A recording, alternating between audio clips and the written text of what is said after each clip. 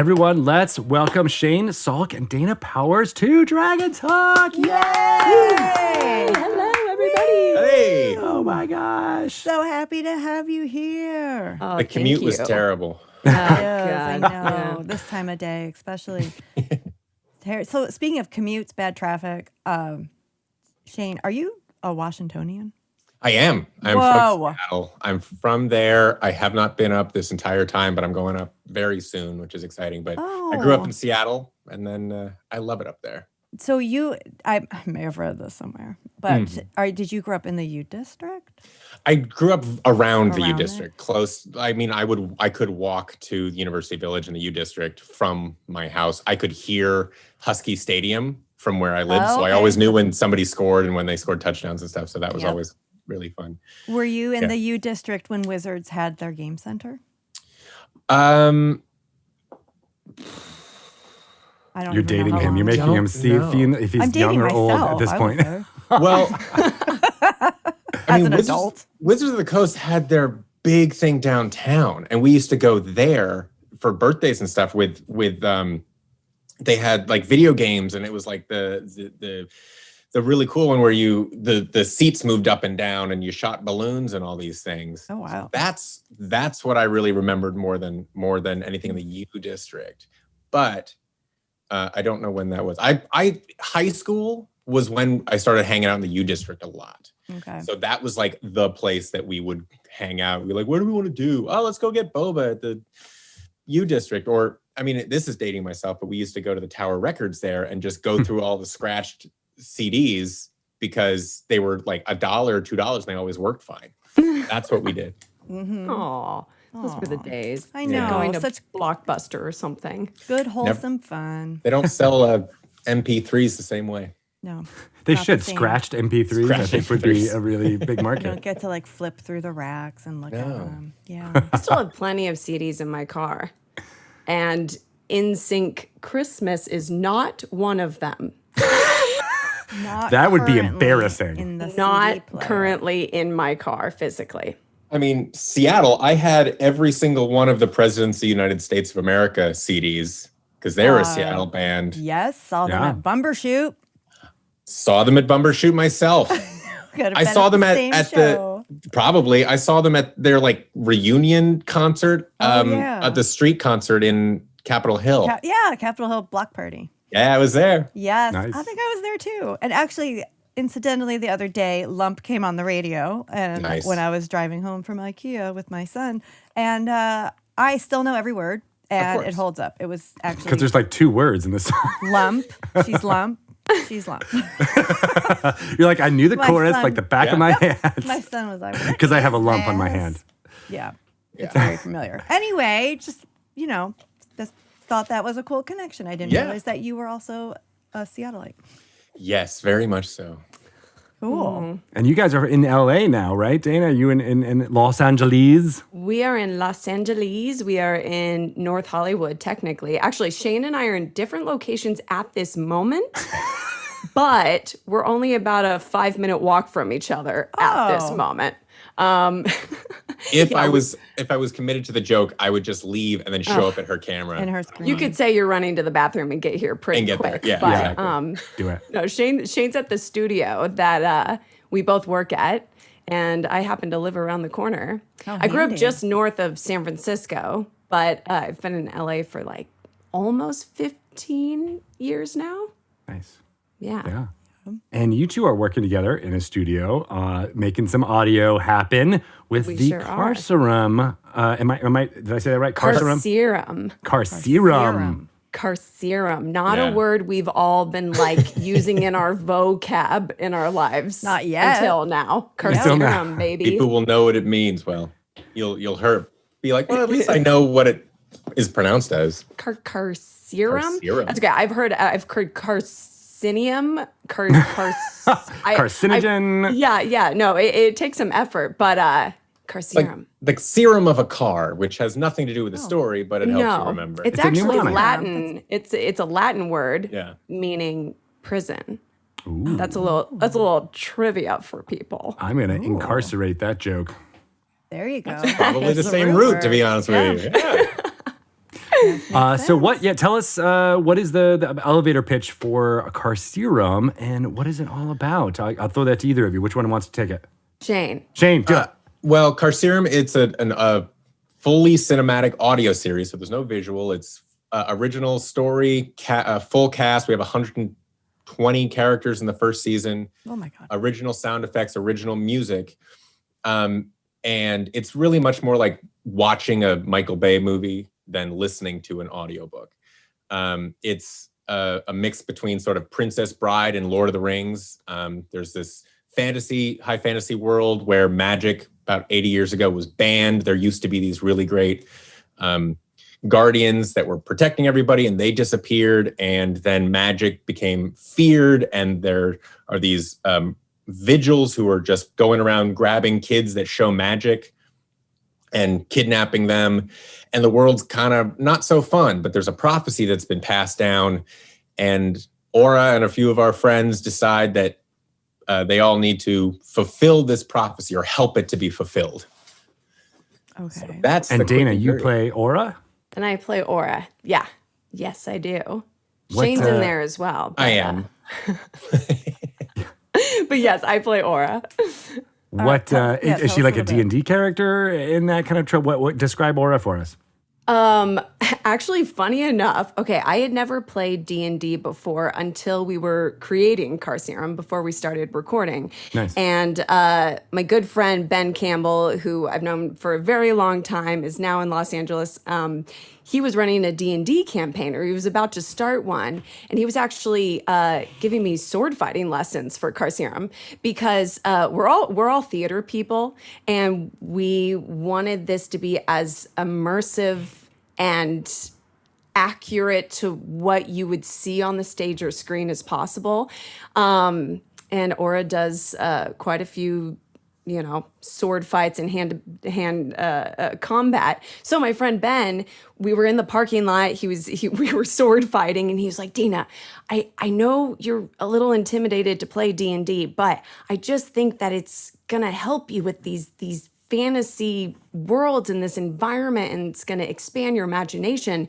And I grew up with a number of my family members playing D&D a lot. I actually think my cousin has been on your podcast, Celeste Konowich. Oh my gosh, she's your cousin? Oh my God. That's my cousin. What? Yeah, she's the DM for Venture Maidens, Yes. which I'm sure your listeners know. Yeah, she contributed to Icewind Dale, the Frost Maiden Yeah, stuff. she's wonderful. She's one of my favorites. Me too. Oh yeah, no, she's so badass. And so Celeste is my cousin. She's obviously very well versed in the D&D world. Yes. And my uncle plays a lot of D&D, and my whole mom's side of the family, really. And I Did was we interview always, your uncle too? Oh no. We're going to have to. now. maybe Bob Reed. Uncle Bob, right? Uncle Bob. All right, well, book Uncle him. Bob, Hi, is, Uncle a, Bob. is a cool dude. Nice. He's a funky dude. I like him already. I think I mean, he would, if you know anything about Dana's family, they have to be. he's a entomologist. He studies butterfly wings. And he teaches at Cornell, and he had a band Ithaca. called An Ithaca Sausage college? Another Grinder. Ithaca connection. Yeah, We always yeah. have. We always look for those Ithaca connections. Okay, see, so I'm surrounded by people who are definitely in this world, but I was like a little bit nervous to get into it. I don't know what I was expecting, but anyway, Ben and I were sword fighting in the parking lot, and he was like, "I really, really think you should do this. I'm going to start this campaign." So we started it, and I just named my character Aura because I was like, okay, I'm gonna I'm gonna name her Aura and see where this goes.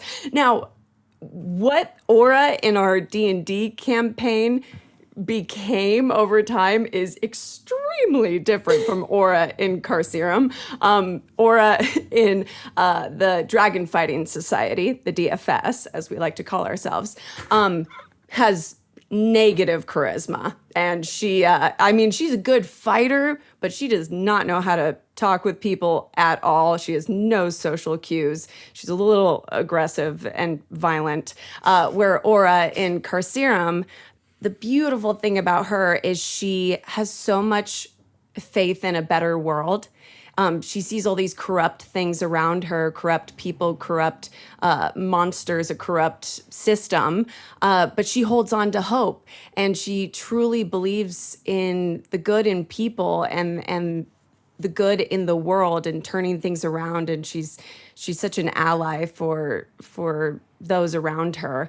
And she has sort of this innocence, but at the same time, she's a extremely skilled fighter, and does have a very leadership role. There's sort of a fellowship, kind of similar to the Lord of the Rings. There's sort of a fellowship that come together in Carcerem, and she's sort of the hero of the story, but I would say the team of friends and misfits that are brought together are ultimately the hero of the story. But so anyway, I'm sure I got off track there, but yes, she's sort of in my D&D experience in my life so far, as well as Carcerem, but two different versions of Ora. So I just want to clarify one thing that you said. Yes. You were sword fighting in a parking lot. Yes. But afraid of playing Dungeons and Dragons. Yes. Okay. I just want to make sure that... the intellect versus the physical. I got stuck on that one little part there. But actually, your fears are actually totally validated and shared by many. I know that my first time before, I worked for the company that published D&D, and I refused to play it for 7 years because I'm like, no. I thought that they were going to make me sword fight in a parking lot. That's what I thought D&D was. For some reason, that's less intimidating. I think it's such a, I'm preaching to the choir here, but as I'm surrounded by, and I use this as a very complimentary word, nerdy people, and I really aspire to be like a nerd. I really do, and I'm hoping osmosis is a thing for the people around me, the gamers, the D&D, folk or whatever it is around me, because I really think it takes a incredibly intelligent individual with the imagination and just I don't know how clever you are in this and that, but I quickly found out after one session that it was improvising with my friends, and it's just storytelling and building upon each other, and it's very collaborative. I think I thought there was going to be a lot more pressure on myself to come up with things, and within 15 minutes I was, and it was a campaign of newbies. Everybody there around the table. This was February 2020, so this is a month before the pandemic hit. Yeah. It was probably one of the last social things we did together, and our group kept growing because Shane had never played D&D either, and my husband, who's it is up his alley, he had never played, and so the campaign just kept building and building, how many people were in it, and all of us newbies were coming together, and we were like, oh my God, this is so fun, how was I not playing this before? Because obviously it's just building your imagination and all these skills I guess I had, but I didn't realize what it was going to be like. So anyway, newbie here. Yep. Not anymore, I suppose. But No, you're in it to win it now. Yeah. So Shane, you played in this campaign. And then, so we've been playing this campaign for a year now. It's still going on. It was every Saturday we've been playing. So you just made it a virtual campaign while the pandemic was going on? We did. Yeah, or eventually. Still going on, I guess. Yeah. Well, and I had never played either. I've had friends that have played, like Dana was saying, I've been around it, but I've never. The intimidation thing for me was that everybody that I always talked to knew about it, and I'm like, well, what's the level of entry here? I don't really know any of these rules, and I love board games. I love Settlers of Catan and Risk and all these things, and you got to learn these rules. And they're like, no, you don't have to. Come on in. And I'm like, that seems wrong. Uh-oh. Can you guys hear me? We can still hear you. We can hear you. Oh, well, that's good. That was kind of cool. Did the power go out? I cast darkness. That would be on really, know. there you go. Oh. Oh, hey, there we go. That was bizarre. That was kind of cool. So what happened? Do it again. This covers it up. So theater tricks. Yeah, I never really. I was always yeah, I'm willing to play, but I never went out and sought out to play it. And then Ben contacted me too, and Hello? what's going on? Hello? That's our doorbell At the studio. at the studio. Oh my God. And you're gone again. And he's gone again. Something about the doorbell and the turning. Oh, I wonder if the it's like, lights do you have a ring thing or something that's pulling? Hilarious, though. We're gonna fix this. If it happens one more time, I'm gonna just switch cameras. Okay. But Ben contacted me because we're all know each other in the voiceover world, and he says, "Would you come and play?" And I was like, "Absolutely! This is the inn." And I said, "But I've never played before, so you're gonna have to, walk me through it." Okay, This is it. This is ridiculous sauce.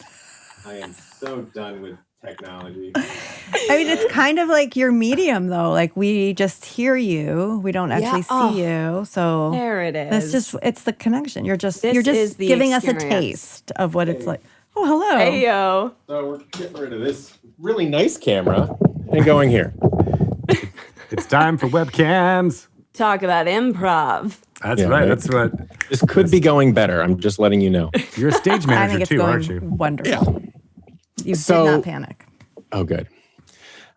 So what happened was I went and I said, "I don't know how to build a character." And he's like, "Well, here's a character sheet. Just name them." And I was like, "Okay, great." And the thing that I love about it, and I learned very quickly, and I think this goes very far for anybody that can DM. And the thing that I love, I have no desire to DM. I have no desire to have any of that kind of control or anything. And my favorite thing to do is to look at Ben and go, "All right, this is what I want to do. You tell me if I can do this." And then he just walks me through it. So I was like, "Look, I want to throw the rope over that tree and then swing and kick the guy in the head. But while I'm doing it, I'm going to shoot an arrow behind me." And he's like, "Okay, you can do something like that." Ben's a good Maybe Benjamin. if you roll well. Exactly. Yeah. So it's, I have very high acrobatics, so I can get away with stuff like that too. Shane's name in our campaign is Hogo the Rogue Hobo. That's what I am. Yeah. I'm a rogue hobo. And the rest happened from there. Yeah. A lot of times goes, everyone's talking about things and goes, Hogo doesn't care. Goes, takes a nap. It's tired from all those acrobatics. Exactly. Flips over a log while doing it. But I mean, it's been great, and it really is, because as one of the head writer of Carcerem, it's the same thing of, well, what's around you? How do you create the world? It is world building at its finest, and the DM does a lot of it. And then you interact with different things, and you go, well, what's behind the bar? And the DM goes, I don't know, let's find out. And they come up with something. But it is so much fun, and so much, there's the stuff that we did in D&D helps Carcerem in a way that I never really expected. Yeah. So how are those two related? Your campaign and the storyline and script of Carcerem? They're not at all. Other than the name of the one Except the character. name. Literally, Ora. the only connection would be that my name's Ora in our I mean, campaign. it took us a while. So we had writers' weekends about 3 years ago and wrote out the first story. We have 32 episodes in the first season. And we had written all of that before we even started playing D&D. They're really not even the same groups of people. I mean, Dane and I and a couple other people from that campaign are in the show as people that we wrote. But it was much more of ways to think about the world, and ways that, and the freedom of, well, if we can do anything in these D&D campaigns, which are fantasy, we can literally do these same, physicalities and sound designs and stuff in Carcerem and not be held back. It's not, it was really much more of how you can think about the characters and stuff, because D&D, you really get deep into who is this character. Yeah. Yeah. Yeah. Do you think you're, like the writing process have you started writing the next season? There are ideas. We haven't had our writers all come together. Our final episode came out on the last Tuesday of Yeah, it was. The last week of April. The last week of Okay. April. So Oh, So now it's Recently. bingeable. yeah, Yes, Now it's that's bingeable. all. And you know That's all what? you I need. think I would definitely recommend listening to Carcerem in a bingeable way. There's like a little over 10 hours, I think, total. And now that people are traveling again, they're doing road trips to see their families or whatever it is, like I think the perfect thing would be getting on a plane, for whatever, your 5-hour flight, put your earbuds in, close your eyes, and just sort of disappear into the world of it, because it's a particular experience. I mean, it's very just like Game of Thrones. You can't really casually put Game of Thrones on and then be like, I'm going to do the dishes and my laundry and Right. follow You have to along. pay attention. You really have to pay attention and lose yourself in it. But the sound design, the score, just everything that's happening is so immersive, and you really do lose yourself in it. And we have people that are always like, oh God, I watched the latest episode and this and that. Like the Freudian slip of I watched it or whatever comes out all the time, because I think your brain during it just sort of goes to this, like, I'm watching this film sort of experience. It's very immersive. It's very immersive. I love it too. I've been fascinated with people making audio dramas like this, some of which are based off of actual play, right? And then they edit it and make it better. It sounds like this one though is much scripted, right? So that you have lines and so what is that like when you are having people in the booth and have to, coach them and direct them and things like that? Is that you, Shane, or is that others on the team? Me and my producer partner, Bill Holmes, are the ones, recording everybody. And because of COVID, as one of the reasons, we don't have people in the booth at the same time. So one of our main jobs is to make it sound like everybody's in the same room and in the same space. I did a show that launched in 2009 called We're Alive that was sort of the first of this kind of thing. And this is even a way step above that in terms of sort of what I'm trying to do and make the pictures you play in your head. That was zombies. This is fantasy.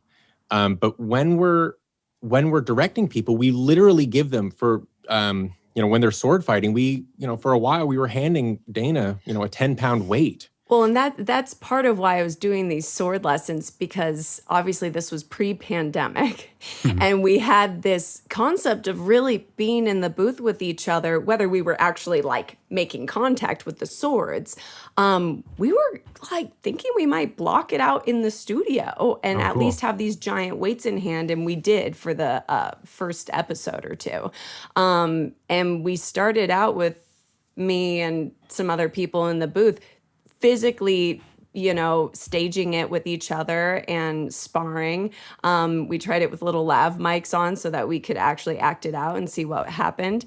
And then very quickly, the world changed. And you know what? I think ultimately, I won't speak for Shane, but ultimately it was better and easier to do it that way. I mean, we were heading towards the way we did it anyway, mostly because we got better sound. People talking over each other is harder to edit around.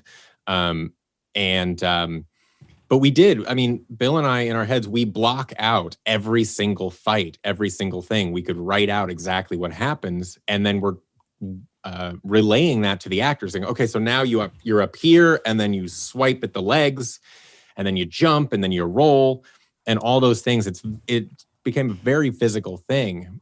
So one of our main jobs as the directors is going, the actor has no concept, no idea of what they're seeing, what's there. So we are giving ideas and letting them to create these pictures in their own heads. Because one of my biggest things about the audio genre, if you will, is my job is not to get you to see what's in my head. My job is to allow you to see whatever is in yours. Right. Specifics are very important because it allows you to go, oh, well, this and that are happening. But if I see a stick and I'm designing a stick and you see a sword, great. It doesn't matter to me. It's still a story. And to be frank, the listener is a much better, visual designer than I am, but I'm going to take all the credit for it. So, well, I love the way that you're describing this because it's something that I feel a lot of dungeon masters could internalize, right? Yeah. Because there is this idea that the dungeon masters create every thing for the players, but they don't really. They're doing the same thing that you're talking about, where they're trying to create those pictures inside each of the players' minds, and hopefully have that be aligned with everyone else's thing, but not necessarily. And using those specific examples, thinking about the physicality of what things are happening is so much more fun and immersive than, oh yeah, you swung your sword and you did 10 damage, let's move on. Right. And I hope that people who are listening to this would jump into listening to Carcerem so that they can get some of those cues and see how they can make these cinematic feeling events happen just with the power of their voice. And it really is. It's interesting because the Dungeon Master has such a power of, like, you walk into a bar and then they describe some stuff and some of it is superfluous. And you're just like, there's a door over there. And I'm like, well, I want to see what's in that door. Or you search around and you're like, you find a door. And I was like, well, I wouldn't have found that door if I didn't look. And in this, we start you off with a bang. Like, we don't hold your hand into this thing. We're going, this is what it's going to be. Strap in. But I'll have people go, well, during this fight, like, they were with the swords and then they started running up the hill and then she fell over, right? And I'm like, I didn't know there was a hill. Great. Yes, that's exactly what happened. Oh my God. Which makes me think of one of my favorite stories in Carcerem so far. Well, actually, side note before that, an incredible thing that Shane and the other writers did was they didn't assign a gender or a certain look really to any of these characters. They wrote it so that any of these people could be anything. And Shane and Bill had a lot of people in mind for the casting, and then a lot of the other people sort of came along during it. Which is very D&D of it, because they go, tell me who your character is. And that's, I mean, those are the kinds of things that are really great that I can pick up from playing the D&D stuff. Yeah, and there were plenty of people who came in. Well, okay, now I'm having like so many different thoughts. So it's an incredible cast, and we were so fortunate to have a number of really sort of legendary people that we really admire. Some of them, like Neil Flynn, who was the janitor on Scrubs and the show, he was on the show The Middle, and he has a fantastic career. He grew up with Bill Holmes, one of the co-creators. He plays a character called Vorloff. But there were other people like Jane Lynch, who wound up in Carcerem just kind of by happenstance. Like I can let Shane tell the story, but she just needed a studio to record something in, found herself in Shane's studio.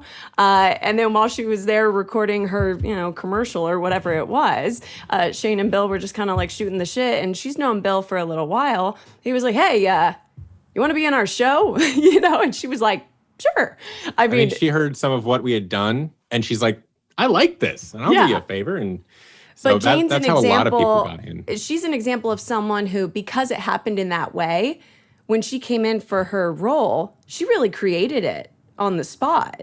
So that's sort of what I'm getting at in the D&D sense of, like, obviously this show was written out with a lot of detail and you guys knew exactly where it was headed, but people would come in along the way and shape their own characters with whatever their natural instincts were. And Shane and Bill have this incredible way of sort of like going with the flow of that. You know what I mean? Like going off what that person felt inspired to do in that moment. And it's about not coming in with the preconceived notion of like, well, this is what I want to happen today. We have some ideas and let's see what you do. We literally rewrote characters and scripts and stuff once somebody came in and we're like, well, what they're doing is more interesting that's in my head. Let's just go with that. Yeah.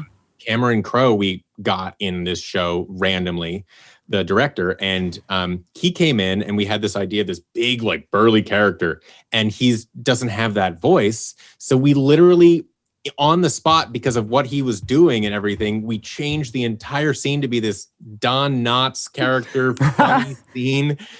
And it's great. And he had a great time. And that's really, again, what we're about more than almost anything else is the names that we have in this are people that came in and were like, I like your guys' vibe. And I hear some of the samples of what you're doing, and this is really cool. It's not because we have a bunch of money, because we don't.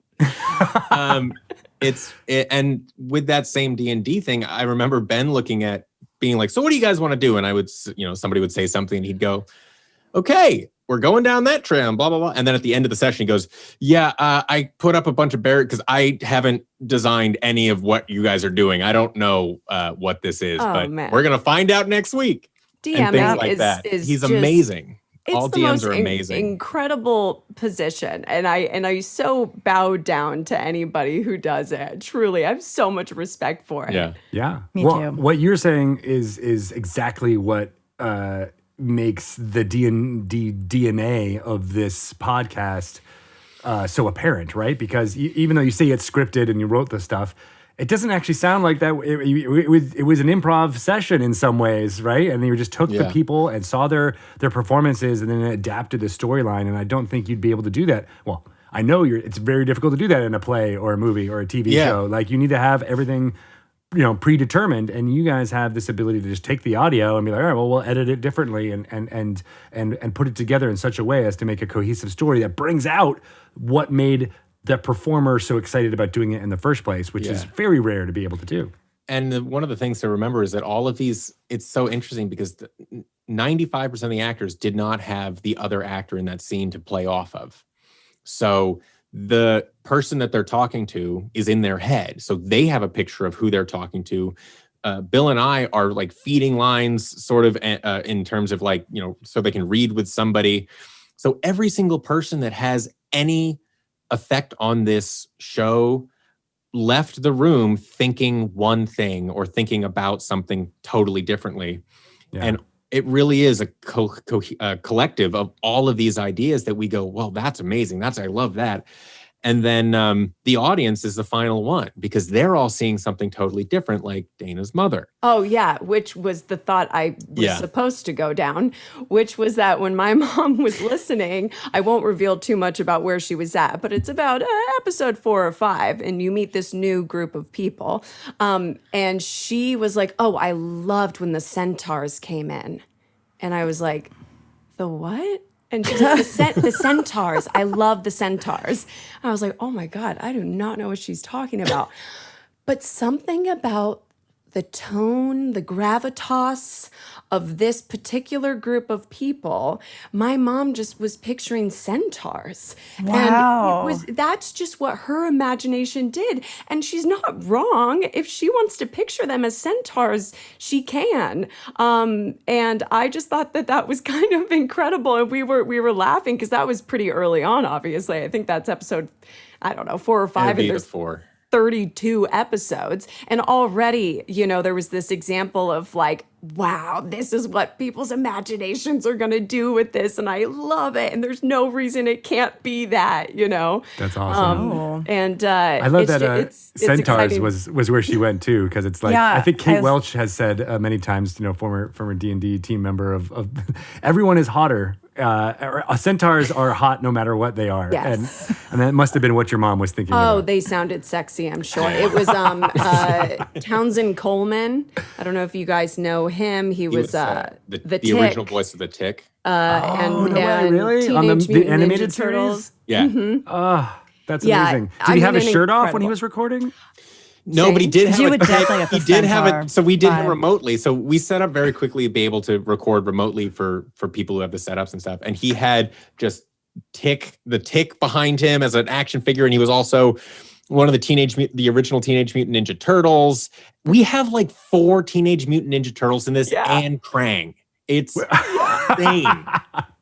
I don't know how this happened. No. And 3 of the Ninja Turtles were the same turtle. Yeah. Oh my God. Which one? I'm just curious. Which turtle it had? Michelangelo? Michelangelo? I want to say Michelangelo.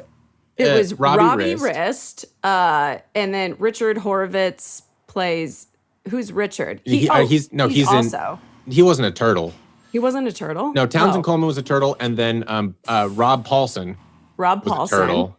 Pinky in the Brain. He's Pinky. And that's why I he's recognize also- that name. Yeah. Actually, Hey, who's that's my Krang? thing.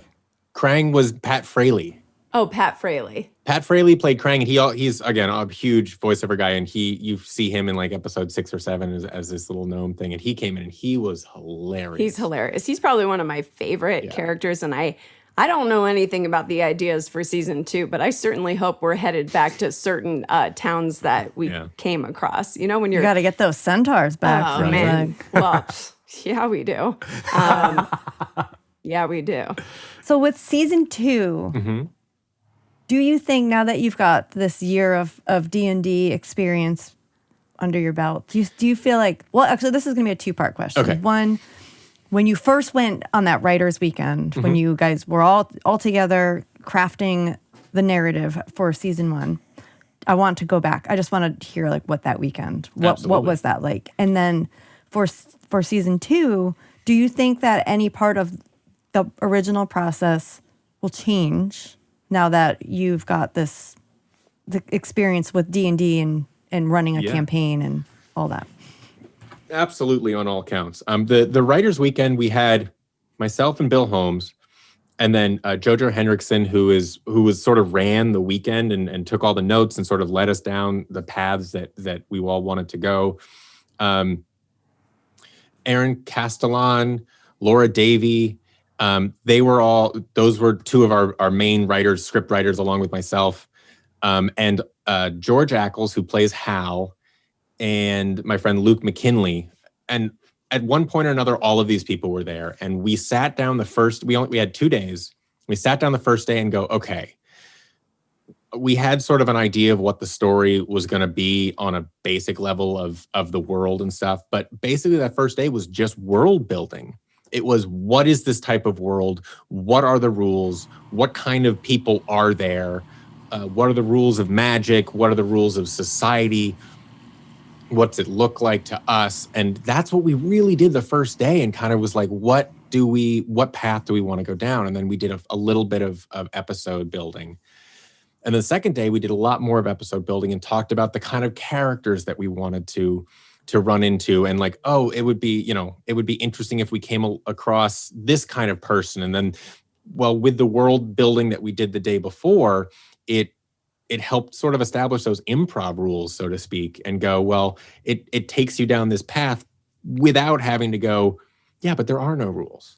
And we could still go anywhere we wanted to. And that was, it was incredible. There were a few rules that I set up from the beginning, and one of them, like Dana said, is no character has a gender.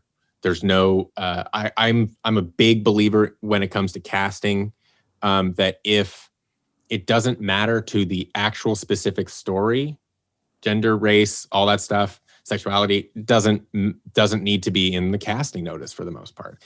And the other one is, since we get to build a world, I want to build a world that I would rather be in a lot of ways. So I said, we can have a lot of these things, but socially, there is no social inequality in genders. It's, nobody is going to go up to, we decided pretty early on, Ora was going to be female, I think. Like I said, there's not a whole lot. There were not a lot of people, but we had a few actors in mind to play Ora, which is why we were like, oh, well, it would be really cool if it was female with this actress. Because Dana, we didn't bring on Dana until after a while. Did you have to audition, Dana? I just peer pressured them right into it. I You're just like, I've got a sword. them and drilled up. Yeah, I was like, do you guys see what I'm doing out in the parking lot? I'll bring this indoors. That's what the training was really for. Right. I mean, audition tips for all of you we young actors. could not have been more blessed to have Dana in like 1,000 and then different I paid ways. him to say that as well. And I will take as much money as possible. We need to get money for season 2, so I will take all of it. But that was, so nobody's going to Ora and going, you're just a girl, or you're just, hey, little girl. I mean, they could say you're too small, like that kind of thing, where it's the physicality thing, but nobody is looked down upon because of race, gender, sexuality, any of that stuff. I just was like, no, we're not doing any of that. So that was one thing all the writers had to keep out for when we were writing. And I told every actor that came in, I go, look, if you see something in the script that leads to that kind of, again, even if it's something small, that's cool. A negative, stereotype of that kind of thing, we're cutting it. I don't want it. So those kinds of things, and we'll do even better next season, because I actually has nothing to do with anything, but I would like to cut out. I think we say like, "What about me and my men?" That kind of thing. I want to come up with new names for those things, but so we looked out for all of those kinds of things in terms of the writing, and it was just we sat out in Bill's backyard and we had two of the most fun days coming up with all of these things that you possibly could. And then do you feel like because you have a year of D&D under your belt, that's going to shape your... Absolutely. It really, it shows you how to think. And after doing this season in D&D, it's like, well, what is in that corner, of the story, of the space, of anything? You can go, well, if I did roll for discovery, what would I find? Maybe it's in the story, maybe it's not. But the improv and the quick thinking and the playing off of what the dungeon master says and what your fellow players say, all of those things really do come into effect when you're writing, when you're sound designing. Especially with the sound design, it's always like, well, what around this space would make noise? And that's part of the fun of it too. That's what makes it immersive. It's like, well, what does the floor sound like? What do the walls sound like? What does the walls do to the voice? Yeah. How many people are in this space? The amount of days I walked in and Shane was sitting there like, what does a silent owl flying through the night sound like? What I mean? It was just these like obscure things where I'm like, nothing? I don't know. Whispering? And then he has to decide what kind of shoes every single character is wearing because he has to come up with the sound for each character and how they each sound different. So then he has to know if it's a dirt road or if it's wood or if it's this. I mean, the level of detail. I know, Shane, that you said you have no interest in being a DM at any point. But if you think about the level of imagination and specificity you have had to come up with for 32 episodes. It would be so much easier just to be a DM. I believe it. The reason I'm like, I don't really want to be a DM is because I see how much work it's gotta be. And I'd rather be the guy going, all right, tell me if I can do this. I want to jump on that bird there and it's gonna drop me, but everyone's gonna look at me. And then while that's happening, I'm gonna throw a barrel over my shoulder. I want to be that guy because it's so much. Because you're not that guy when it comes to Carcerem. You have to be the guy coming up with everything else. Yeah, absolutely. Are there any characters or storylines that happened in your D&D game that might find their way into season 2? You know what? Maybe. Oh. Maybe. You never know. I can't tell you because there are people that listen to Carcerem sorry, somebody just came to the studio and they're calling me and I'm here. There are people that play our game who have tried to bribe me to tell them what's going to happen in certain things. So I can't tell you too much about it, but I will say that we have a lot of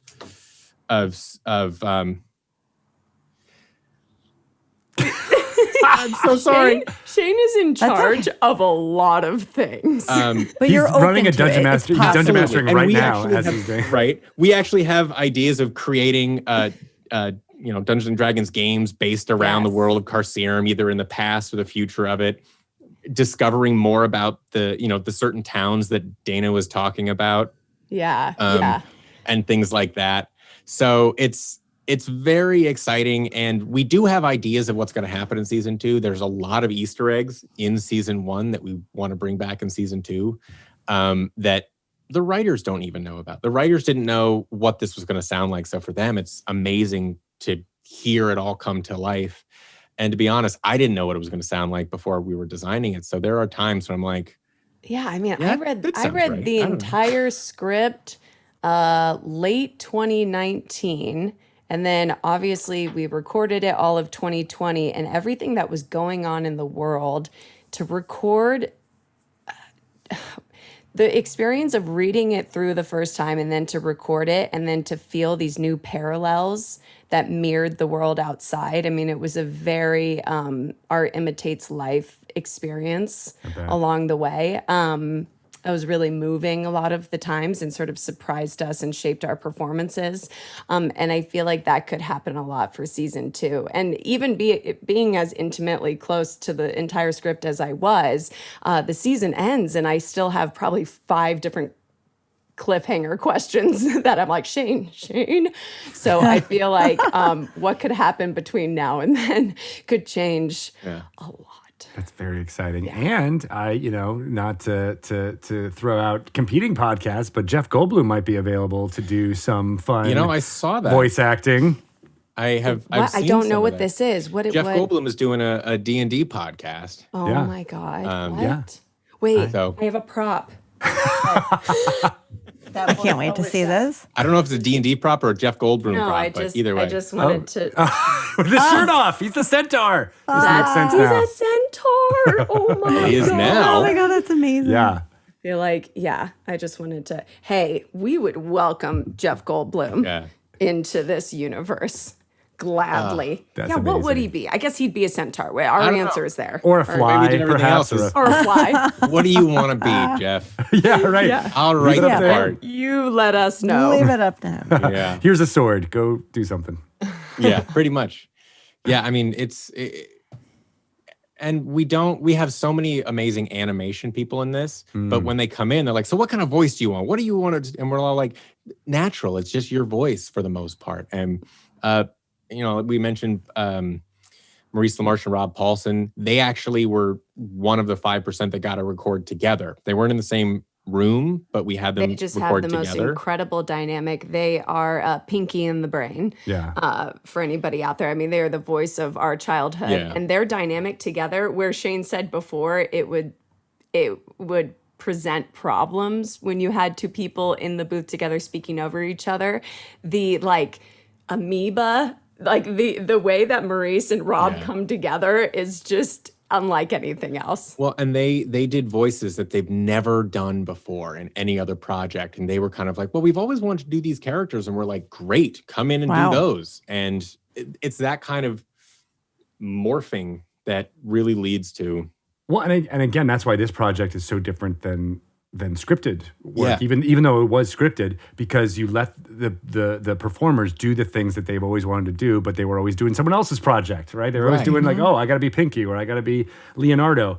In this, they were like, you, and then that's D&D, so much that you're just like, make what you want, make the fantasy that you've always had in your head, and that is gratifying for so many voice actors, and I'm sure it contributes a lot to the success of other things like Critical Role, for example. I think a lot of absolutely, and I think a lot of voice actors would love D&D if they could find their entry point. I thought they all did it. A lot of them do, but a lot of them don't know about it. You just need that little, like me, it was Carcerem that like gave me that little nudge that I had been around, and admired Celeste and other family members who have played. And I would like be in the living room, at holidays, like peeking into them playing at the table. Like, I don't know. Were you at the kids' table? Yes. Oh, I like the idea of there being a kids' table and a D&D table. And that's it. Celeste may be my little cousin, but I look up to her. No, that would be funny if the kids are like, no, you're too young to play D&D. This is adult stuff. Get away. Actually, you know what? I feel like it's just been this like butterfly effect because I finally played D&D because of Carcerem, introduced it to like Shane and my husband and different friends, but then we got my nephew playing for his first time. My nephew is 7, and my sister and my brother-in-law and my mom and everyone. It was kind of one of the silver linings of the pandemic is that D&D has really blown up. And I mean, I think it really, really blew up during these times as far as what I can see. And it's because you could do it virtual. You can meet up and collaborate with friends and hang out and spend like 4 hours together, creating a story. And Carcerem was sort of the jumping off point for, I could safely say, like 15 of my closest friends and family playing for their first time. Yeah. And that wasn't something we knew would happen. That's a good conversion rate right there. Yeah. Yeah. Well, and it's one of those things where the more you play it and you sort of mention it to people, you find out, oh, you play too. And so all of these people play. And I want to work on, we like doing really silly things around the studio. We play virtual game shows live and things like that with people. And I want to, we're trying to come up with a way that you can actually have an interactive D&D like TV show, so that the audience who is watching live can actually participate and react and stuff like that. So I would never have even thought about this kind of fun element of stuff if it wasn't for just somebody going, you should play. And I'm like, all right. By the way, I'm going to make this whole audio drama about it too. Do it. Yeah. So fascinating. I love all of the connections and all the stories. We didn't even get to touch too much on the fact that you went to college with Ivan Van Norman, who we've had on the podcast many times. Yeah, I love Ivan. Your blood brother. Yeah, my blood brother. I mean, we play, like I said, we play StarCraft 2 almost every weekend. And I've known him for 100 million years. That's amazing. Because you're vampires. Because I'm a vampire. Yeah. Exactly. And his work for the D&D Live, where we were in the city of Waterdeep, like very much blends a lot of what we're talking about, which is this performance and gaming and props and sword fighting. All of that was blended together for that show. And, you know, I could see a lot of the similarities between your projects here, even though it's, you know, more audio based. And these 32 episodes, I think people should go and binge them. I love that it's only 10 hours. Like that, I mean, that's a commitment, but it's not, you know, it's not like, you know, reading a 400-page book. It's something that you can get through in a weekend and really immerse yourself in this story. So I hope a lot of people jump in. And if you need any other excuse, you know, you got Jane Lynch and Cameron Crowe and all these amazing names of performers you've been mentioning, from Pinky and the Brain to other folks, to want to entice people to get into it. And hopefully it's folks who had never even heard of D&D before, but now we'll jump into that world and see how they can create these characters themselves. Here's Absolutely. hoping. I mean, we got Piper Laurie in it, who is the mother from Carrie. She's Oscar nominated. And I mean, these people that you are like, what are you talking about? Audio How only. did you This wind isn't- up here? Yeah. But it's, and we like to hear from people too. So please, if you hate it, if you love it, write us, because it's so much fun to hear. And fan art. I want to see some fan art too at some point, because I don't know what any of the stuff looks like. That would be cool to see everyone's interpretation of that. I have some blind or visually impaired fans from We're Alive, which is another audio series that I did, and they've been following. And I had one of them reach out and go, hey, what are they wearing during this whole thing? Are they wearing suits? And I'm guessing suits of armor. And I said, well, when are you talking about? They go, well, during the whole show. And I said, well, whatever you see is right. And they go, what? Well, isn't there artwork? I go, no, all of our artwork right now is in silhouette. You can't really see what anybody looks like. So you are 100% correct with whatever you see. So that's why I want to see what some people are coming up with their fan art. And there are, you know, monsters and creatures along the way, and those will get some description sometimes of the sort of blend of, you know, 5 different kinds of animals put into one intimidating beast. And so you have a little bit here and there, and I would just love to see someone come up with what that visual is. And I feel like in the D&D community, there are so many incredible artists. So that's the other side of it as well, as I would just, you know, this is just a study in people's imaginations. There are no rules, and that's really what D&D is about too. There are there are no rules. I just want to see what your mom draws those centaurs to look like. You have to ask her for the fan art. I mean, it's okay if it's, you know, an SFW. She'll watercolor it. Yeah. She's great at that. Even better. More romantic that way. It's more romantic. It'll be like a romance novel cover, I'm sure. I'm pretty sure she was picturing Fabio as a centaur or something. With the hair. I know. It's so good. Oh, All yeah. Right. So how can people download and check out this series? So you can find it at any of your, any place you find podcasts, Carcerem, or you can just go to our website at carceremtheseries.com. So that's Carcerem, theseries.com. You can find us on social media at Carcerem the Series at almost everything except for Twitter, which is Carcerem S. So we try to make it easy. And our beautiful original score done by Dave Volpe is on SoundCloud. So I always say for the little ones who maybe the fighting and the gore and the, which maybe isn't visual, but our imaginations paint the picture. If that's a little too much for their young minds, they can go to SoundCloud and listen to the score, which is so beautiful and calming. And Dave has done a phenomenal job. So SoundCloud, you can listen there. And we actually just got word yesterday that we've won two communicator awards, one for sound design and one for original music. So Wow, congratulations. somebody else Oh thinks my he did an gosh. amazing job too. That's amazing. great. Congratulations. Not just Thank you. us. No, Dragon Talk is a Potty award-winning Yep. sound. Nice. P-O-T-T-Y.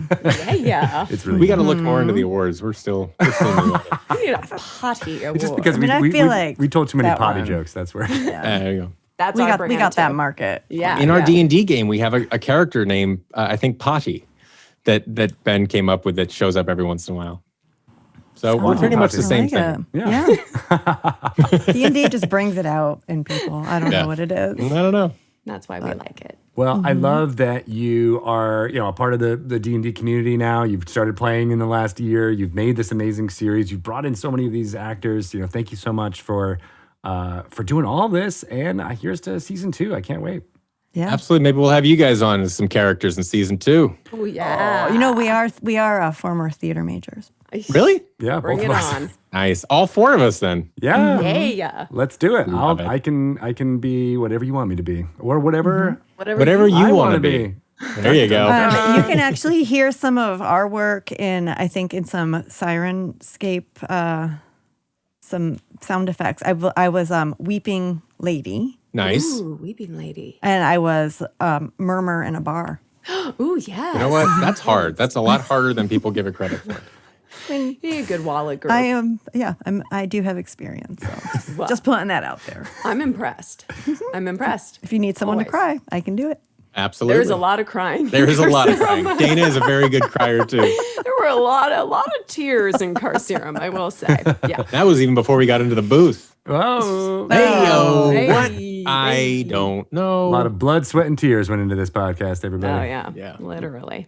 Yeah. Awesome. Well, thank you so much for having us Yeah, here. this Thank has you been for incredible. And welcoming us as sort of newbies in the D&D community. Oh, yeah. Which we still are very much, finding our way. But it's so wonderful to be a part of now and to just keep telling other people to join. yeah. Yes, we appreciate that. You Absolutely. are officially anointed into the community. Oh, what an Huzzah. honor. So say we all. And hands in. Hey! Hey.